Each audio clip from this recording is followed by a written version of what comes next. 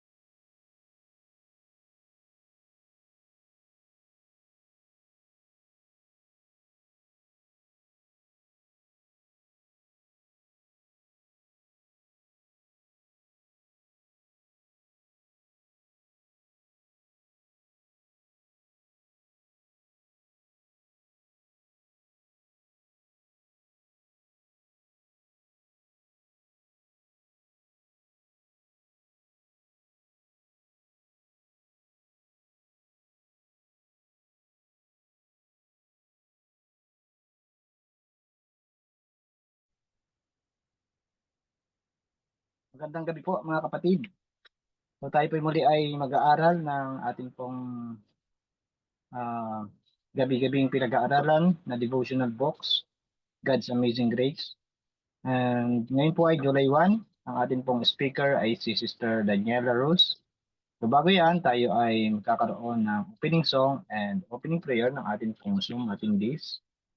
Paunahan po ng ating pong kapatid na andito sa Zoom, si Sister Pearl. And pagkatapos po ay mapapakinggan po natin ang ating pong evening devotional sa gabing ito. And kung mayroon pong karagdagan ng ating pong mga kasamahan sa Zoom, ay maaari po silang magdagdag. At kung mayroon naman nakita silang maaaring paliwanag na katulad sa ating pong palaging naririnig, so maaari po sila magdagdag. And closing song and closing prayer. Ito po ang pagkakasunod ng programa natin sa gabing ito. Ngayon, tayo po ay mag-aawitan muna ng ating pong opening song and susundan na po yan ng opening prayer.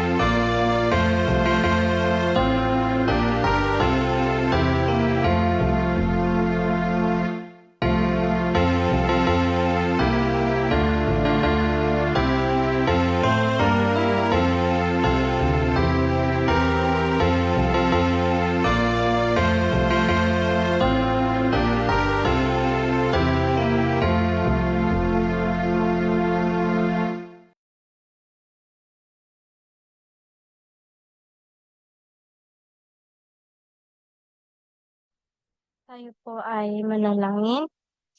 Ama namin na nasa langit, kami po ay nagpapasalamat, Panginoon, sa inyong pagbantay at paggabay sa amin sa buong araw at kami umabot sa gabi nito at kami ay makapakinig ng iyong salita.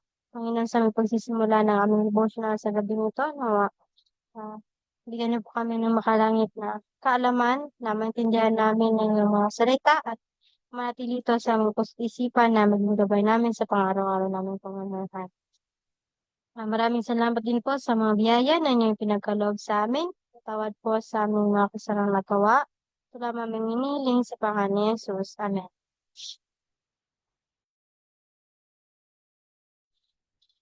Maraming salamat. Ngayon po, tayo po ay dadako sa ating pong pag-aaral sa gabi ito. Tawagin na po natin ang ating pong speaker.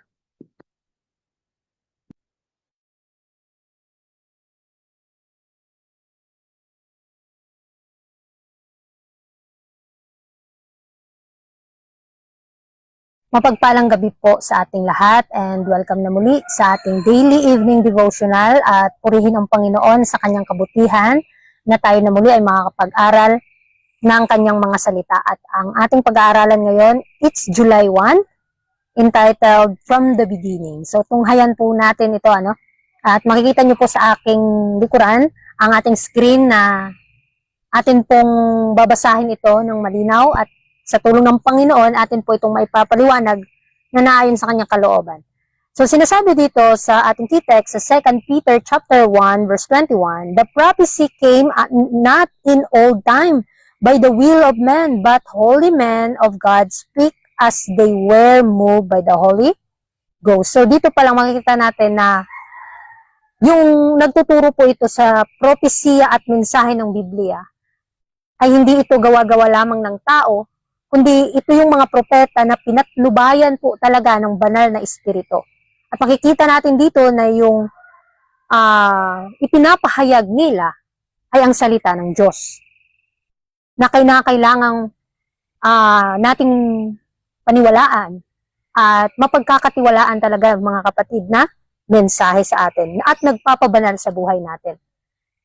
Kaya nga sabi dyan, it is the glory of the gospel that it is founded upon the principle of restoring in the fallen race the divine image by a constant manifestation of benevolence. This work began in the heavenly courts. The Godhead was stirred with pity for the race, and the Father, the Son, and the Holy Spirit gave themselves to the working out of the plan of redemption. So let's talk about the Father, the Son, and the Holy Spirit. Kasi marami pong mga paniniwala na ngayon na sa tatlong persona may iisang Diyos. Pero mga kapatid, tandaan natin, ang tinutukoy po dito na iisang Diyos ay ang Ama. Dahil ang banal na espiritu, ito po yung mismo yung presensya ng Ama at ng Anak. Dahil ang kaluwalhatian po ng Ebanghelyo ay makikita sa layunin nitong maibalik sa mga makasalanang tao yung larawan o yung karakter na nasira dahil sa kasalanan. Yung karakter ng Diyos sa pamamagitan ng kanyang pag-ibig sa sangkatauhan. At makikita din natin dito na kung gaano kalalim mga kapatid ang pag-ibig ng Diyos sa atin. At yung kaligtasan ay bunga ng sama-samang gawain ng Diyos. Kaya nga kailangan makipag-cooperate tayo sa gawain na iniatas ng Panginoon sa atin. Upang tayo ay maibalik sa kanyang wangis at magkaroon tayo ng buhay na walang hanggan, kailangan tayong may connection sa Kanya. Hindi lang po basta-basta naniniwala ka, kundi kailangan maipakita din po sa iyong gawa. Dahil naipapakita din dito na dahil sa pag-ibig ng Diyos sa atin, binigay niya ang kaisa-isang isinilang na anak, at nung si Kristo na bugtong anak ng Diyos ay sumasalangit na, nung pumunta na siya ng langit at tapos na yung mission niya dito sa mundo, mga kapatid, makikita natin na kung paano namuhay ang ating Panginoong Hesus dito sa sanlibutan, ay ipinagkaloob niya din sa atin yung kanyang banal na presensya, yung kanyang representante, which is si Kristo mismo, yung banal na espiritu na sumasa atin ngayon, na siyang nagko-comfort sa atin, na siyang gumagabay, nagtuturo sa atin ng kabutihan, ng kaluwalhatian, ng kabanalan tungo sa buhay na walang hanggan. Kaya mga kapatid, tandaan natin, yung banal na espiritu po na tinutukoy sa ating sa Biblia ay hindi po ito another being o another person, kundi ito po yung mismo, yung persona ng Diyos. at ng anak na si Kristo. Si Kristo mismo na siyang nabayubay sa Kalbaryo sa cross, siya mismo yung suma sa atin. Kaya nga sabi sa verse, di ba? Sa Mateo na, I will not leave you comfortless, I will come unto you. So hindi po siya umalis sa atin. Tanging yung kanyang katawan lamang ang sumasalangit, pero yung kanyang banal na presensya, yung kanyang banal na espiritu ay suma sa atin, mismo si Kristo yun, mga kapatid. Kaya sa pagpapatuloy, sabi dyan, before the entrance of sin, Adam enjoyed open communion with his Maker. But since man separated himself from God by transgression, the human race has been cut off from this high privilege. By the plan of redemption, however, a way has been opened whereby the inhabitants of the earth may still have connection with heaven. God has communicated with men by His Spirit, and divine light has been imparted to the world by revelation to His chosen servants. So, sa ating pag-aaral ngayon, bago pa magkasala sina Adan at Eva, mga kapatid, malayang nakikipag-usap ang tao talaga sa Panginoon at posible sa kanilang sariling kalakasan ay maging banal, mga kapatid. Dahil alam natin yung kasalanan ay isang desisyon, isang pagpipili ng tao. At hindi isinilang ang tao na makasalanan na, kundi nung inilikha ng Panginoong Hesus at ng Diyos Ama ang tao, walang kasalanan. Nagkaroon po sila ng sinless life. At dahil sa kasalanan na pinili ni Adan at Eva, kaya po dumating yung kasalanan at nawala ang imahe ng Diyos sa tao. Kaya ito po yung layunin ng ating Panginoong Hesus. Bakit siya nandito sa lupa? Para maibalik yung larawang nasira dahil sa kasalanan. So, gayon pa man, sa pamamagitan ng plano po ng pagligtas, nung nalaman ng ating Panginoon na nagkasala si Adan at Eva, doon na pinlano ng Ama ang kaligtasan na kung saan ay ipagkakaloob niya ang kanyang kaisa-isang isinilang na anak sa sanlibutan ito. Kaya mga kapatid, ngayon, panahon sa kaligtasan, ngayon ang araw ng kaligtasan, wag na wag po nating sasayangin ang pagkakataon na pwede pa tayong mailigtas, na pwede pa tayo, magkaroon pa tayo ng kaligtasan. Kasi kung tayo ay mamamatay, hindi na po tayo mabubuhay muli. Hindi na po, mawawala na po ulit tayo ng pag-asa. Kaya nga habang meron pa tayong pagkakataon, kailangan po nating i-revive ang ating panahon sa pamamagitan ng pagsunod sa kanyang kalooban. At ngayon, nakikipag-usap ang Diyos sa tao sa pamamagitan ng kanyang banal na espiritu. At ibinigay niya yung kanyang liwanag at katotohanan sa pamamagitan ng mga propeta at mga lingkod na kanyang pinili. Kaya nga mga kapatid, be thankful tayo. Dahil sa pamamagitan ng banal na kasulatan na sinulat ng mga banal na tao na pinagkalooban ng kapangyarihan para sila ay makaalam ng mga katotohanan ito at ipinagkaloob ito sa atin. Kailangan i-grab na po natin yung opportunity na pag-aralan ng kanyang mga salita. At sa pagpapatuloy, from the beginning, God has been working by His Holy Spirit through human instrumentalities for the accomplishment of His purpose in behalf of the fallen race. This was manifest in the lives of the patriarchs, to the church, to the wilderness, also in the time of Moses, God gave His good spirit to instruct them. So ito po yung layunin ng ating Panginoon, na patuloy na gumagawa sa pamamagitan ng kanyang espiritu upang turuan at gabayan ang kanyang mga tao. Kaya tayo kapag teachable tayo, ay matuturuan talaga tayo mga kapatid. Mga kapatid, sa pagpapatuloy, and in the days of apostles, He wrought mightily for His church through the agency of the Holy Spirit. The same power that sustained the patriarchs and that made the work of the apostolic church effective has upheld God's faithful children in every succeeding age. It was through the power of the Holy Spirit that during the Dark Ages, the well-intentioned Christian helped to prepare the way for the Reformation. It was the same power that made successful the efforts of the noble men and women who pioneered the way for the establishment of modern mission. So, dito mga kapatid sa ating binasa na alam natin na sa panahon ng mga apostol, makapangyarihan po yung kumilos sa kanila. Hindi sila pinabayaan ng Panginoon sa misyon na pinagkaloob sa kanila. So sa kapangyarihan na tumulong sa mga patriarka at nagbigay po ng tagumpay sa mga apostol, at siya ring kapangyarihang sumuporta sa mga tapat na lingkod ng Diyos sa lahat ng panahon. Sa panahon ng madilim na kapanahunan, mga kapatid, dito makikita natin na tinulungan po ng banal na espiritu ang mga Kristiyanong Waldenses. Alam natin yung story ng mga Waldenses, mga kapatid, na during sa Dark Ages ay hinahanap sila dahil ipapatay sila. Pero hindi pinahintulot ng Panginoon na lahat sila ay mamamatay, kundi may mga nakatago. Kaya until now, yung Bible ay nasa atin. Dahil sa kanilang pagtatago ng katotohanan, kaya atin po itong nalaman. Kaya be thankful, mga kapatid, kasi dati sa mga nakaraang panahon, sa panahon pa ng mga apostles, during Waldensians Church, mga kapatid, na ihanda nila ang daan para sa reformasyon, tinago nila na kahit buhay pa nila ang kapalit, maitago lamang nila ang katotohanan, ang Biblia. How much more sa atin ngayon? Babasahin na lang natin, hindi pa natin mabuksan-buksan. Mga kapatid, nakakalungkot isipin dahil ngayon meron tayong libre na panahon na pag-aralan ito. Kaysa noon, sa mga tao noon na halos buhay pa nila ay inakataya para maitago lamang nila ang katotohanan. So, ang parehong kapangyarihan din ang gumabay sa mga taong ito. Kung sino man yung gumabay dati, ganun din ngayon. So, nagsimula ng gawaing misyonero sa buong mundo. So, dito po nagsisimula ang katotohanan na maibahagi sa buong sanlibutan. Kaya hindi po talaga pababayaan ng Panginoon, lalong-lalo na tayo kung nagiging tapat tayo sa kanyang tungkulin o sa kanyang gawain. Kaya nga ang Espiritu Santo ay hindi lamang kumilos noong panahon ng Biblia, siya rin ay kumikilos o patuloy na gumagawa hanggang ngayon sa ating presenteng panahon na palakasin at gabayan at bigyan ng tagumpay ang mga tapat na sumusunod sa ating Diyos. So sa pagpapatuloy, today the heralds of the cross are preparing the way for the second advent of Christ. And as they continue to let their light shine, as did those who were baptized with the Spirit on the day of Pentecost, they receive more and still more of the Spirit's power. Thus, the earth is to be lightened with the glory of God.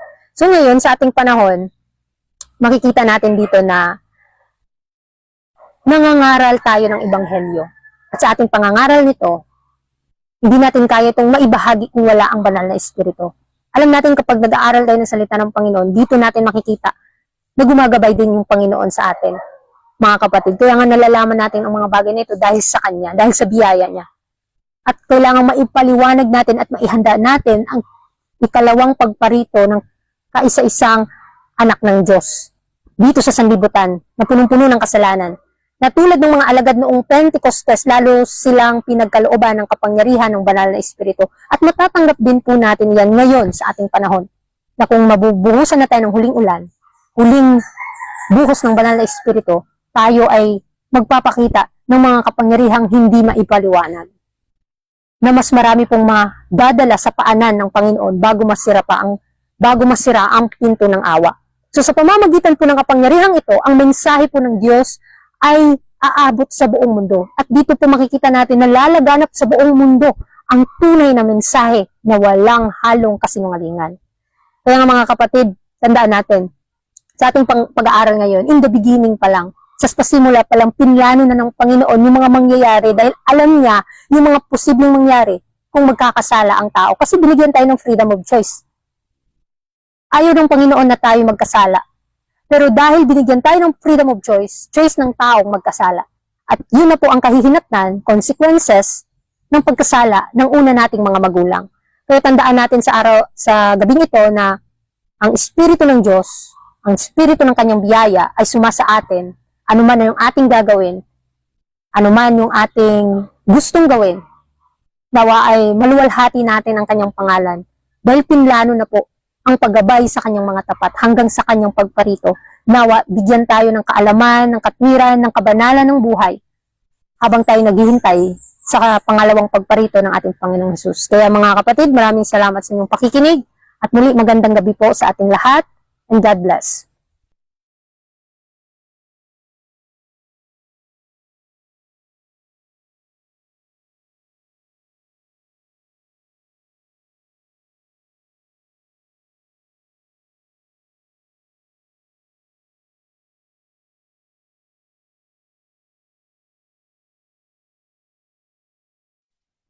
Okay, marami pong salamat, Sister Daniela, sa inyo pong pangunguna, sa ating pong pag-aaral, sa ating pong regular na pinag-aaralang aklat mula sa God's Amazing Grace. Napakaganda po ng story natin pong napakinggan. Nagbibigay ito ng mga puntos na kung paanong iningatan tayo ng Diyos simula sa ating mga ninuno at sa kanyang mga piniling mga banal na tao noon. Simula sa simula, iniingatan sila ng Diyos at iniingatan ng Diyos yung kanyang salita na mamalagi sa kanila, at dahil sila ay pinili, sila po ay nag-iingat ng kanilang mga sarili. So ito po yung pagpapaunawa sa atin ng Diyos, na hindi sa pamamagitan ng lakas ng tao at ng karunungan ng tao, kundi sa pamamagitan ng Diyos na yung mga propesiya ay dumating, at sa pamamagitan ng mga banal na tao na kanyang pinili, sila po ay kinilos ng banal na Espiritu. At sinabi rin naman sa Hebrew 1:1 na noong unang panahon nga nagsalita ang Diyos sa atin sa pamamagitan ng mga propeta na kanyang mga pinili, at sa huling panahon sa pamamagitan ng kanyang anak. So ito yung nais ng Diyos na malaman natin. Iningatan niya ang ating pong mga patriarka sa panahon ni Moses, the era of Moses, and also sa panahon ni apostolic era, sa panahon ni sa mga reformador, sa Waldenses, sa Iglesia sa Kabundukan, sa ating mga pioneer, at sa huling panahon sa mga nangangaral ng pangalawang pagbalik ni Kristo.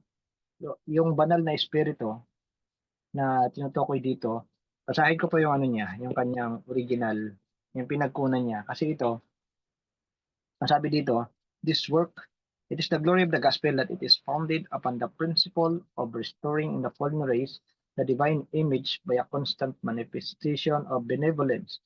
This work began in the heavenly courts. The Godhead was stirred with pity for the race, and the Father, the Son, and the Holy Spirit gave themselves to the working out of the plan of redemption. So ito po yung kanyang original. Sabi dito, sa letters in manuscript,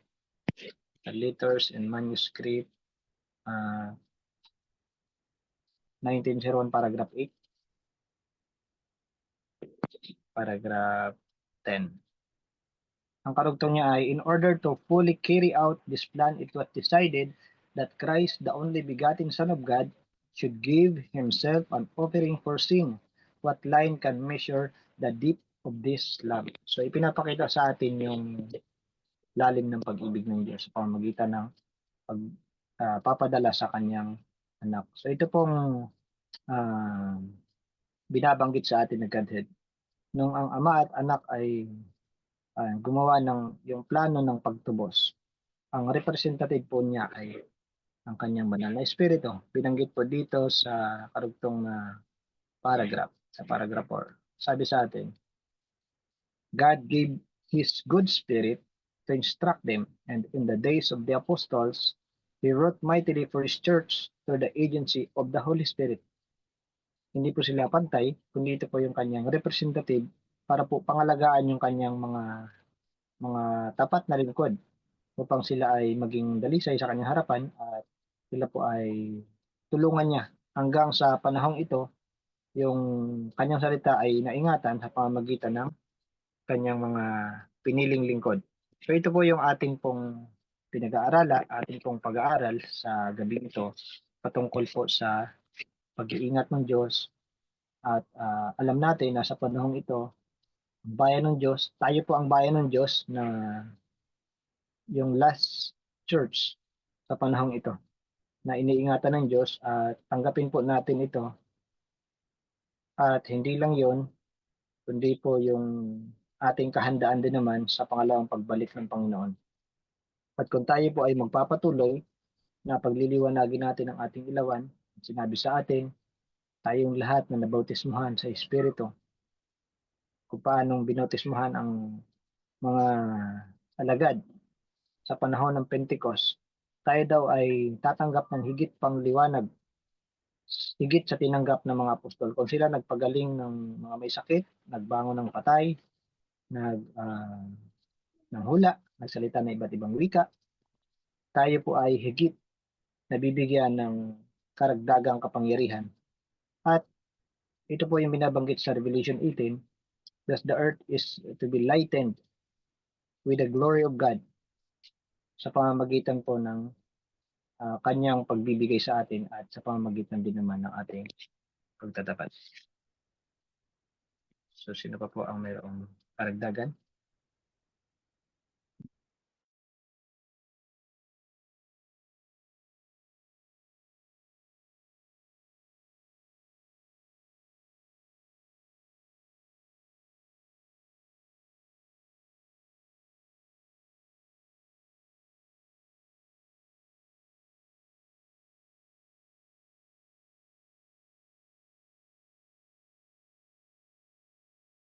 Good evening.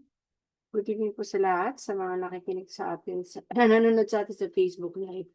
Ayan, so purihin natin ang Panginoon sa pagbibig. Purihin natin ang ating Diyos, Ama, at ang ating Panginoong Hesus, sapagkat sa pamamagitan ng banal na Espiritu, tayo ay nagkakaroon ng kaugnayan sa langit.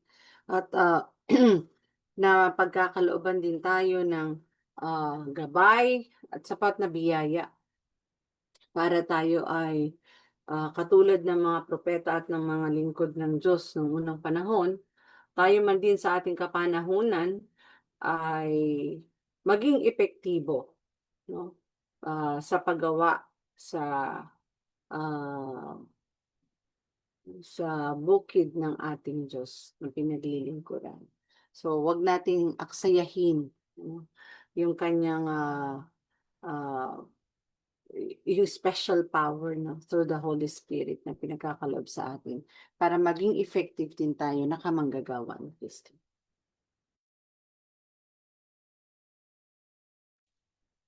Marami pong salamat, Sister Nori, sa inyo pong karagdagan. So, ito po ay isa sa napakahalagang gawain natin, no?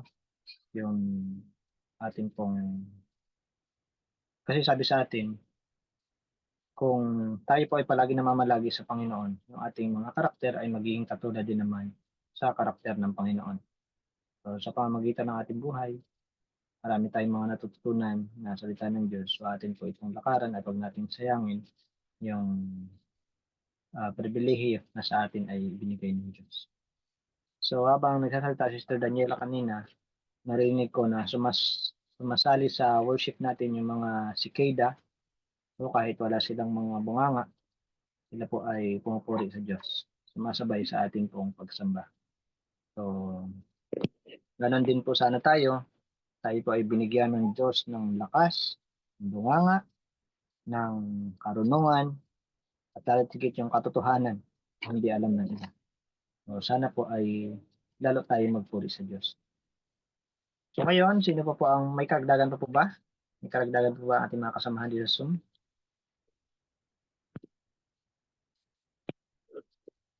Kung wala na po, tayo po ay dadako sa ating pong closing song and closing prayer po ng ating speaker.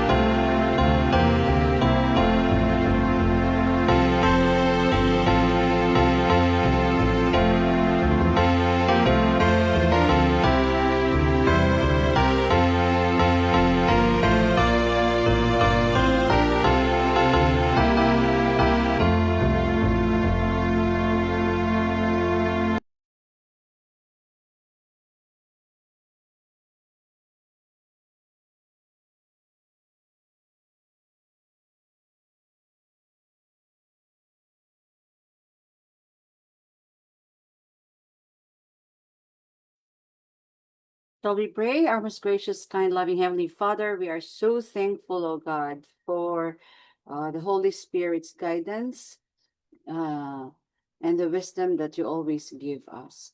Help us, Father, that all of your children who fully trust in Thee, who uh, who know you and accept you as our God and Jesus Christ also as our personal Savior. Bless us, O God, and like the people of old who worked with you in the salvation of souls, we pray, O God, that we may be like them, that we may be able to do our part in the salvation of souls.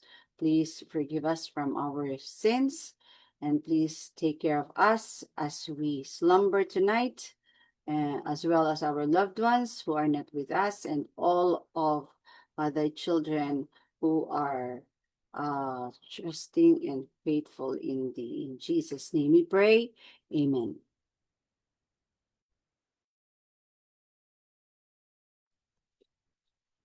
Amen po. Marami pong salamat sa ating lahat, sa ating pong speaker, Sister Daniela, ating pong mga kasama sa Zoom at sa mga nanood sa Facebook Live. Marami pong salamat sa ating lahat. Sana po ay ating pong dalahin ang ating pong napag-aralan sa ating pong mga araw-araw na buhay.